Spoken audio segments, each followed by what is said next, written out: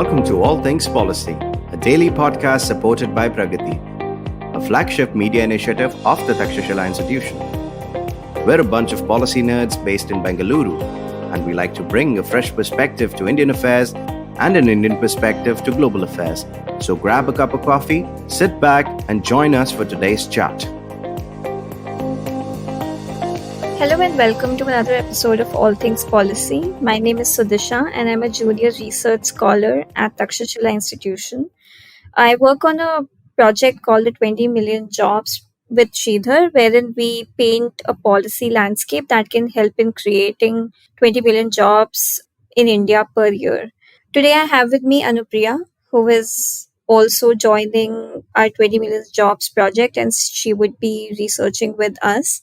We're going to talk about Gurgaon as a city and the issues with it, how it's being called a policy failure, how it's being cited in as a case study for how not to build a city. And we're just going to talk about how it's related with creation of jobs. In our project, we often talk about how important it is to build new cities for creating more jobs. But if we are creating cities like Gurgaon, which are getting such a bad reputation for the way they are being constructed and for other factors such as crime, is it really worth it? And how can sustainability be kept in mind when cities are being created for jobs? So hi, Anupriya, welcome to the podcast. Hi, thank you for having me. So excited to join you today. Right. So I think the first thing that I wanted to discuss with you was, what's your experience been like living in Gurgaon? So you've told me that you're from Kolkata and you've also lived in Hyderabad. How different is Gurgaon? And you can talk about both the negative and the positive aspects about that. Yeah, so I moved to Gurgaon about 3 months ago. I was in Hyderabad for 5 years. Before that's quite a sea change for me in terms of things like climate. It is way too hot here, and also just the way of life, right? I think for me, I knew what to anticipate with Gurgaon because I'd been here a few times, but now having lived here for 3 months, I do see massive changes or like massive differences in terms of infrastructure. So whether it is how much high rise apartments tend to flood, or areas around high rise apartments tend to flood, or just the terrible traffic, or even some perks, right? Like having a mall a stone's throw distance away. There is a mall literally every 20 meters, I feel like, in this city. So I think those are a few observations from me, but my experience so far has been pretty positive, really. Having said that, I do feel like I may be someone who's just not picky about a lot of things, but I do understand that Gurgaon is not a very equitable place to be in, unfortunately, for us. What's your experience been like? Right. So in the past 10 years, I think I've lived in Delhi for almost 6 to 7 years. And every time I visited Gurgaon, it was a welcome change, right? Because Delhi is very dense and there's obviously a lot of crime there. In general, it's just not been a very positive experience for me living in Delhi. So every time I visited Gurgaon, I was obviously very happy because there are wide roads and these malls and these high-rise buildings, which was a welcoming change. But now that I've lived here for the past, I think, 4 or 5 months, I can see where the problem lies. And it is synonymous. What my observations have been synonymous with some of the things that I've been reading, that despite the fact that Gurgaon is a very recent city, it's not been built in a way that it is sustainable. There are a lot of issues with Gurgaon, especially in the way it has been built. The fact that the construction has been a regulation for it. And obviously, I understand that some of the things that I might not like would be subjective, but I think that in a city like Gurgaon, which is so recent, where both the private investors and the government had the opportunity to build something which is extremely modern and extremely sustainable at the same time, I think they've failed a lot.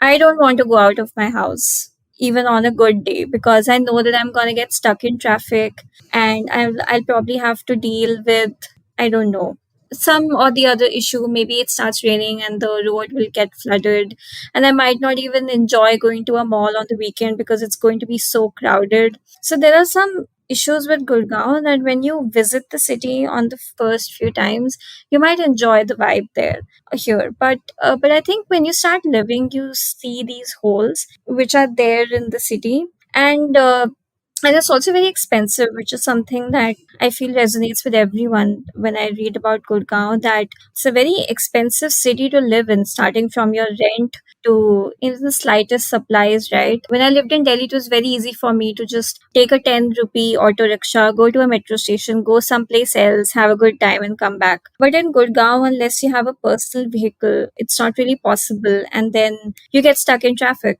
So it's not a very fulfilling experience for me per se. Of course, I understand the subjectivity which is there in whatever I'm saying, but I'm sure that people move here out of compulsion because there are no jobs in the city that they are originally from, which happens to be the case with a lot of cities in India, might not want to stay here forever, right? If you look at other cities, let's say Bangalore, for example, where the climate is nice. Bangalore obviously has traffic and the pollution problem. We all know that. But there are things about Bangalore that, whether be its culture, food, or its history, that attract people, that they want to go there and invest and construct a house and get married, have kids, bring up their generations there. I think that Gurgaon is lacking that emotional connection. And I don't think that it's possible in a city when you don't have that human factor to it, right? When there's no walkability in the city, you can build as many high rise buildings and malls as you want.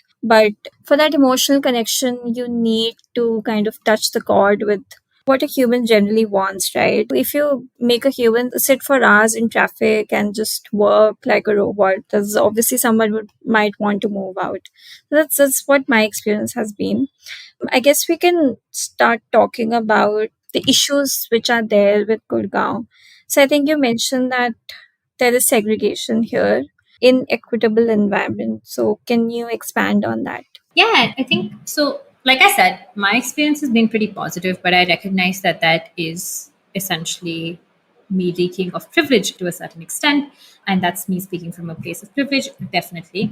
Because I was looking up but Gurgaon to me is essentially a dream that has also been sold to a lot of millennials, to a lot of young people, to a lot of people who wanted to, like you said, maybe move from the hustle bustle of Delhi into something that was a little bit more luxurious, right? So Gurgaon to me before I moved here was swanky apartments, high rises, luxury living that's really advertised, right?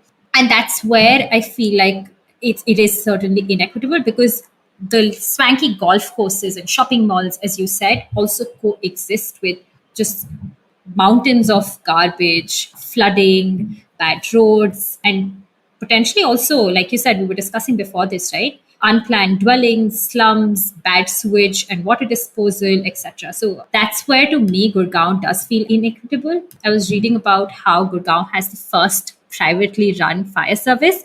And the way I found out about it was actually I was with a friend in Cyber Hub, and they were like, "Oh, look, that's a fire truck that is not government owned, and I bet you won't see that anywhere else." And that was super surprising because it feels like a failure of state that private entities have had to step in. And someone had asked the question of what happens if there is a fire in building that is not owned by this private entity that runs it. And they said, look, Gurgaon is synonymous with us at this point. So if there's a fire and there's damage in Gurgaon, it matters to us. And to me, that's just a very telling statement because it essentially means it's been developed for a certain class and caste of people, maybe. And I do not know if the same sentiment stands if this fire was to be in a slum, right? So that's where I felt like Gurgaon was really inequitable. And I don't think that it's been planned in a manner that it allows for sustainable growth, as you said, for everyone involved. Yeah, that's a really good point because I've seen that one of the things that I noticed when I shifted from Delhi to Gurgaon was that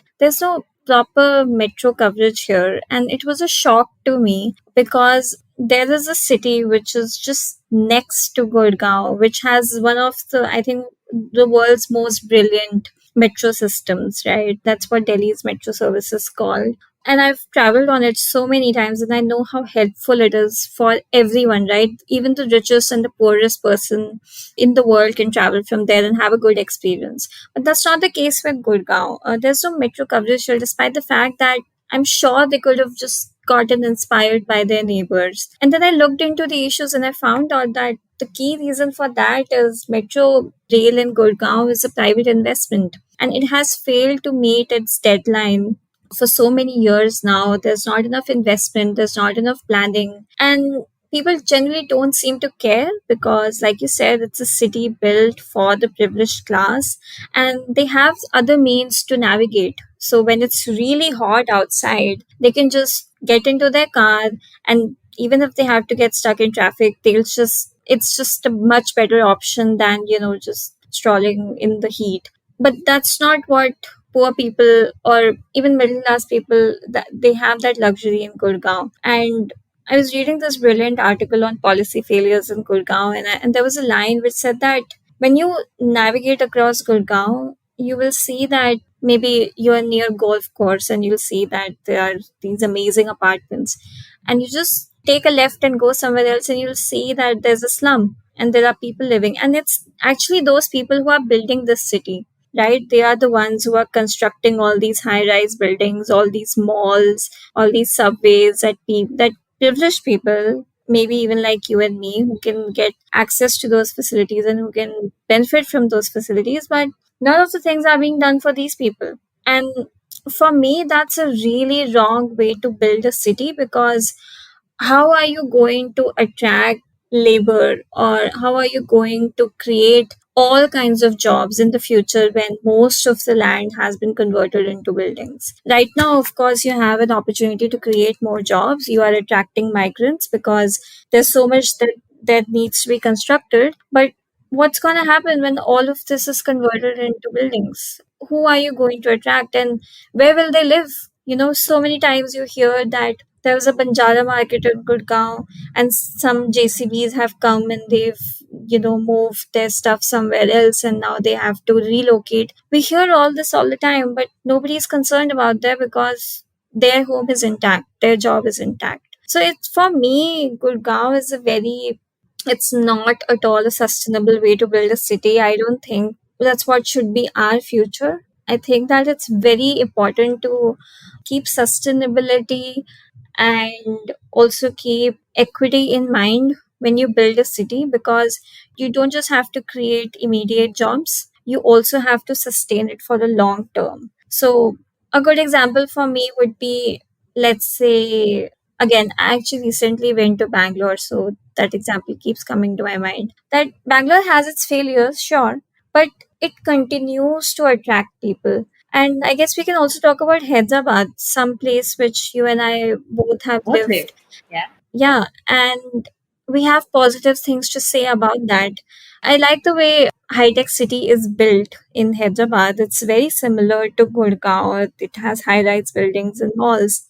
But I like the housing situation there, and it's very easy to go from one place to another. Sure, it gets flooded when there's a rainfall, but I remember that the minute it rained, officials were there on the streets trying to clear the traffic and trying to make it easy for people. I also remember that there were fridges next to bus stops where poor people can come and take out food.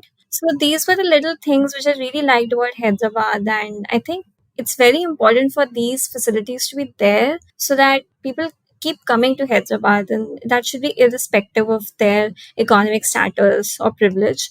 I'm sure you have I think that's something to yeah, I add think to that's a that. really good point. Like something that stuck with me and struck me while I was living in Hyderabad during the COVID lockdown was that pre-lockdown there was space near my house where a flyover was to be constructed, and it was a massive project. I didn't anticipate it would be done for years, and post-lockdown it was miraculously done, right? And then I read up about Hyderabad's road infrastructure development, and they're very strategic about it. There is a master plan in place. They have an SDRP, which is a strategic development road project, I believe. And they've created multiple flyovers, bridges, etc., all with a goal to reduce traffic, to help people commute between what is the old city and the new city. I definitely think Hyderabad has its failures, but what I thought was really interesting is how they're spending time and energy because they know that that is going to boost industry, right? It's one of the biggest IT hubs in the country today. And I believe the minister actually spoke about how good infrastructure, especially in a city that is rapidly growing and expanding, is going to be key to attracting investments, which is why they're spending so much time and energy on it, right? So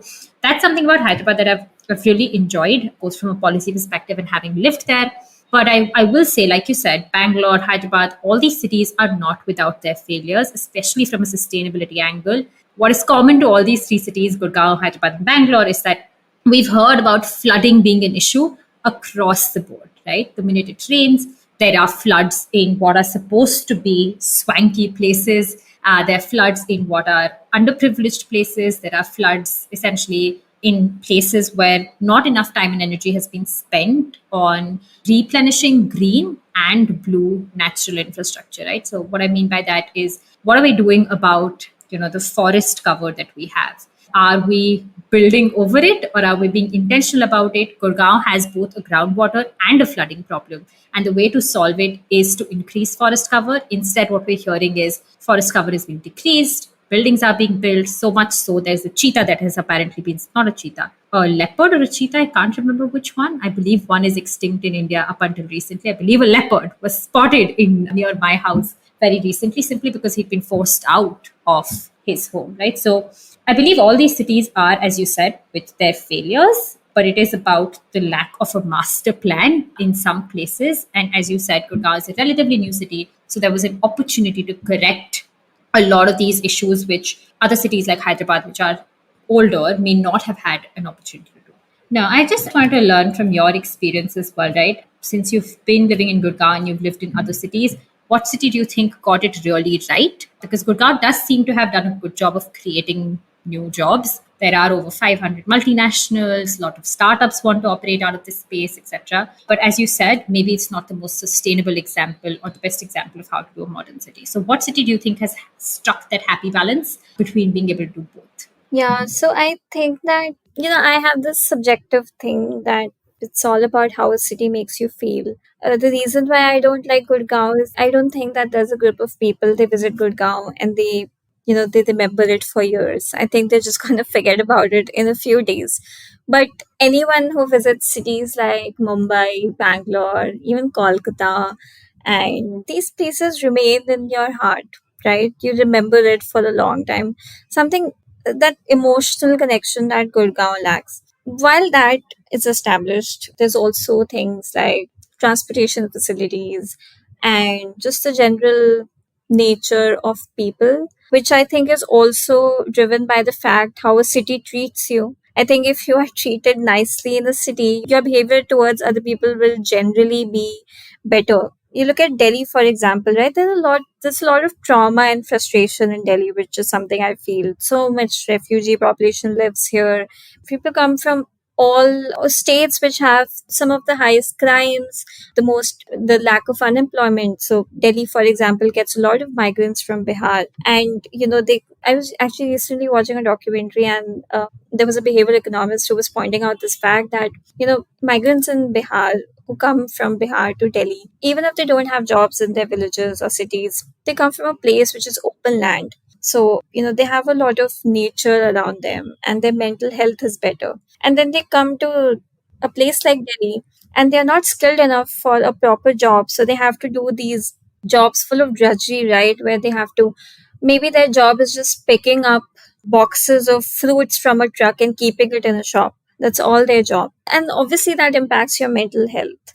And then you hear about crimes in Delhi. All of this is correlated in one way or another, right? So I think all these factors on a city that is sustainable, it has basic facilities, it has public facilities which benefit everyone irrespective of your class, caste. I think that's the city which for me would be a city that I would love to live in and I would probably even want to buy a house in. And fortunately, I have been to most of the big cities in India except for Kolkata. I want to say Delhi because Delhi, even though I do not like Delhi because it's just the way all my bad experiences, but Delhi has something that other cities generally don't, which is a very good public transportation system, which I think really helps people navigate from one place to another very easily. But keeping that intact, I think another city which is very underrated in India is Chennai. I've been to Chennai. I think now they have a metro system. When I visited in 2015, I stayed there for an internship. I think it was being constructed, but they have a really good train system. So anyone can travel there. I remember wherever I was staying, I was traveling from that place to my office via bus, which was again very easy for me to travel. And sometimes I took a cab, an auto, it was very easy. Obviously, Chennai is situated next to the coastline, so you can just take a break, go there, chill, and just have a good time, and then you can come back to your office. Yeah. And then the people are also very nice. I remember the movie hall seats were extremely spacious. At the same time, they were also cheap, right? They were not at all expensive. You go to a Gurgaon mall, a ticket is like 400 bucks. And that is on the cheaper side of things, right? Not something that everyone can afford. But if you go to Chennai, it was super cheap, and at the same time, it was a really good experience. So all these little things, I did not have a chance to live in Chennai beyond a month, but I do remember that that's the kind of city I might want to live in, somewhere where I can walk, where it is safe, where it is convenient. That's the kind of city I would call a success. Okay, so with that, I'll take a break.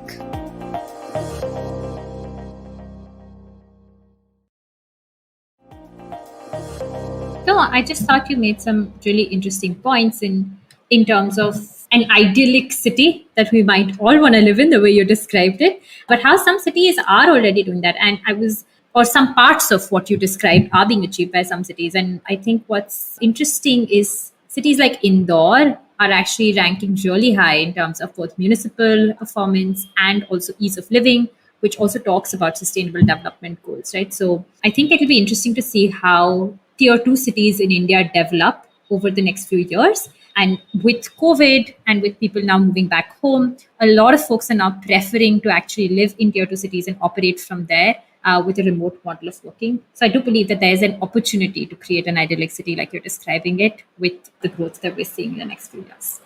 Yeah, that's very true. There's a lot of government intervention in elevating tier two cities, and I've seen that the government is pulling a lot of money also in making these cities attractive enough to for investors to increase jobs there. So I think I'm definitely optimistic about it.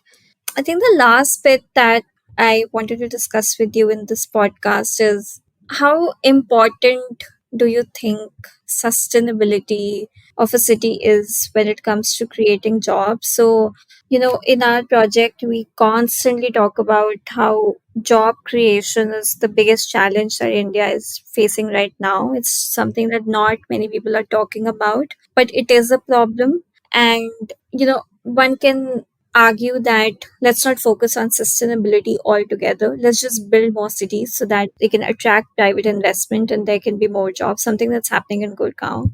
Do you think that's the best way forward, or the best way forward is for sustainability and job creation to go hand in hand? Yeah, I think very interesting point. I don't know if Gurgaon is completely divorced from sustainability yet, but I do believe that that's becoming increasingly a conversation that most cities are having. I was just reading an article about how Gurgaon wants to be carbon neutral by, I believe, 2050. So people are thinking about it, but to your point, is it too little, too late? And was there an opportunity to do this at a planning stage? And I believe the issue with cities like Gurgaon is that, as you said, it's a bit of capitalist model of city development where the goal was to create jobs, take advantage of the boom that was happening due to the proximity with NCR, but there was no master plan that was really holistic, right? And in terms of sustainability, I believe that that should be one of the crucial factors on which cities are judged moving forward. We've seen enough examples. We know what's happening in Pakistan, where there are horrific floods. We've seen temperature increases. We've seen weather changes that have been catastrophic in India and abroad both. And as we start to see green spaces shrink even in our cities, I believe it is a cognitive decision that we must all take to prioritize that both at a planning level and a policy level and at individual level, right? So small examples that give me heart is I was reading about a condominium in Gurgaon where people have decided to recycle their own waste and actually do wet waste management themselves simply because they were not happy with the options that they had, because they all ended in this giant landfill that is on the outskirts of the city, and it is a mountain of garbage. Having personally seen it, I genuinely thought it was a mountain the first time I saw it.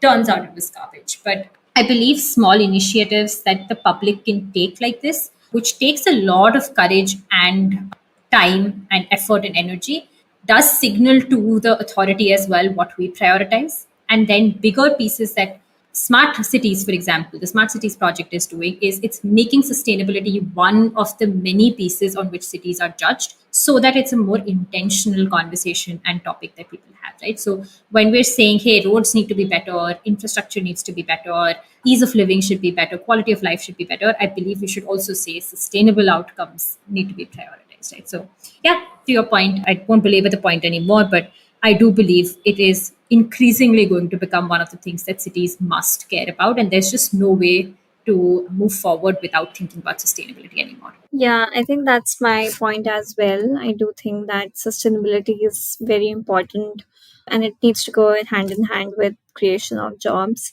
And I hope that I think with that I'd like to end the podcast. And I hope that we are able to build more cities and even revamp our pre-existing cities in a way that it's also sustainable. They attract people not just out of a compulsion for a better job opportunity, but more like I want to live in this city. That's where I think I want to spend the rest of my life, which I think is a very important factor. And then there are cities in India which have that factor and which have attracted people for many years now. So I think with that, I'd like to end the podcast. Thank you, Anupriya, for joining.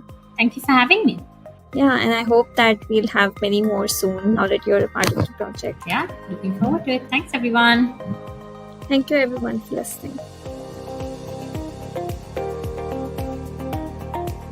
If you liked our show, don't forget to check out other interesting podcasts on the IVM network. You can tune into them on the IVM Podcast app, ivmpodcast.com, or wherever you listen to your podcasts.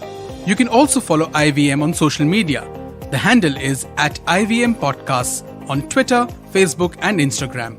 And hey, if you'd like to dive into Takshashila's research on technology, strategy, and economic affairs, check us out at our Twitter handle @TakshashilaINST or our website takshashila.org.in.